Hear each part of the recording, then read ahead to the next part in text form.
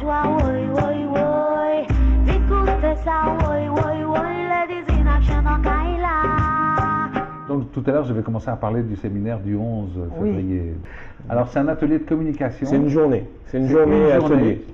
Oui, ok. Une journée, donc le 11 février, où on va utiliser des outils des neurosciences pour mieux communiquer avec l'autre. Bien. Parce Alors, que quand on parle justement de donner pour recevoir, ben c'est forcément je suis en relation avec l'autre. Et si je ne sais pas communiquer avec l'autre, eh ben là, forcément, on vit ça tous les jours. J'ai mon enfant, j'arrive pas à lui parler. J'ai mon mari, j'arrive pas à lui parler. J'ai ma belle-mère, j'arrive pas à lui parler. J'ai mon patron, j'arrive pas à lui parler, etc. Et en fait, on se rend compte que les gens qui sont à l'aise, qui savent communiquer, ils utilisent des outils.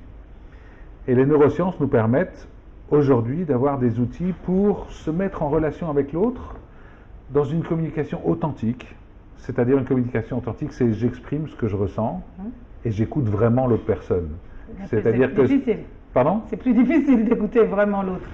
Ah ben, c'est vrai que si j'écoute en pensant à mon banquier et à mes traites de maison, etc., je ne suis pas vraiment présent. Donc c'est quoi? C'est déjà être présent. Présent à l'autre, être présent à soi, et authentique avec soi et être présent à l'autre. Et après, alors là on va utiliser la chronologie des cerveaux, enfin je ne vais pas rentrer dans les détails techniques, mais je vais remarquer si l'autre personne est en stress ou pas. Et alors il y a 3 types de stress. Vous saviez qu'il y a 3 types de stress? Ah non, non, non. Le stress de fuite, j'ai envie de bouger. Le stress de lutte, je suis en colère. D'accord. Et le troisième, on ne sait pas que c'est un stress, mais c'est le stress d'inhibition. C'est j'en peux plus. On Ah boit du oui. roi. Voilà. Et alors, si vous ne savez pas que c'est un stress, je vais dire, mais bouge-toi, fainéant. Ah oui, bien sûr. Mais non, le stress d'inhibition, c'est un stress Oh, qui est... écoute-moi. Oui, écoute-moi, oui, Bien voilà. sûr. Je Mais te non, parle. lui, il est simplement découragé, parce que si c'est un étudiant, il se rend compte qu'il y a plein de travail à faire, il ne sait pas par où commencer, et rien qu'y penser, il est découragé, ou alors une femme à la maison qui va se dire, mais j'ai tellement de choses à faire, j'en peux plus, etc. Tout ça, c'est un stress. D'accord. Et alors, reconnaître donc ces 3 types de stress, ça veut dire que vous allez communiquer différemment à la personne. Ah oui. Ah oui. Si vous dites à quelqu'un qui est en stress d'inhibition, mais bouge-toi, fainéant, il va être encore plus en stress. Par contre, il a besoin d'autre chose, il a besoin de votre soutien. Et si vous dites à quelqu'un qui est en colère, mais calme-toi, ça va, on t'a compris. Mais non, justement, vous ne m'avez pas compris.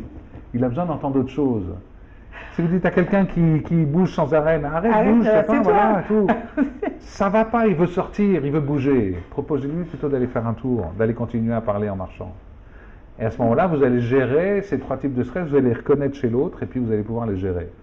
L'étape au-dessus, c'est est-ce que vous êtes face à quelqu'un qui se trouve très dominant, qui vous regarde avec un petit sourire narquois en disant oui, c'est ça, cause toujours, je t'ai bien vu arriver, et puis qui va même peut-être rentrer dans la mauvaise foi. Ou quelqu'un qui, à l'inverse, serait plutôt très soumis, oui, mais j'y arrive pas, de toute façon, c'est de ma faute si ça marche pas, etc. Reconnaître aussi ça, ça permet aussi d'adapter sa communication. Et ça, c'est les 2 premiers étages du cerveau. On n'en a pas parlé, c'est le reptilien, le cerveau archaïque, et puis c'est le paléolymbique, le cerveau de positionnement social. Si vous n'avez pas géré ces 2 cerveaux-là, vous ne pourrez pas commencer à avoir un raisonnement avec la personne. C'est impossible. Mais une fois que vous avez géré ces 2 cerveaux-là, à ce moment-là, vous pouvez commencer à parler et vous allez poser des questions à la personne pour l'amener justement à utiliser son cerveau préfrontal. Waouh. Et en une journée, on pourra faire ça. Alors en une journée, on va apprendre ces différentes étapes. Et alors, une fois que vous avez amené la personne dans l'autre personne dans le préfrontal, vous êtes vraiment dans une relation gagnant-gagnant. Et là, vous allez trouver le consensus qui vous convient à 2. Vous êtes vraiment motivés l'un ou l'autre pour aller en fonction de ce que vous avez mis en place et décidé. Peut-être que vous allez même vous dire, en fait, on n'a pas de compromis possible, on n'arrive pas à trouver un terrain d'entente, mais on est d'accord qu'on n'est pas d'accord. Vous voyez, et donc là, c'est une communication vraiment sereine, cordiale, et vous restez vraiment en bon terme avec la personne. Oui, on a besoin de relations apaisées aujourd'hui. Oui. Et bien souvent, les conflits dans famille, en entreprise, etc., viennent du fait que les personnes ne savent pas communiquer. Et donc là, c'est vraiment un premier atelier à la Martinique, forcément, sur ces méthodes de communication et qui vont permettre d'établir le contact avec l'autre et vraiment d'être dans une relation où effectivement je te donne et je reçois.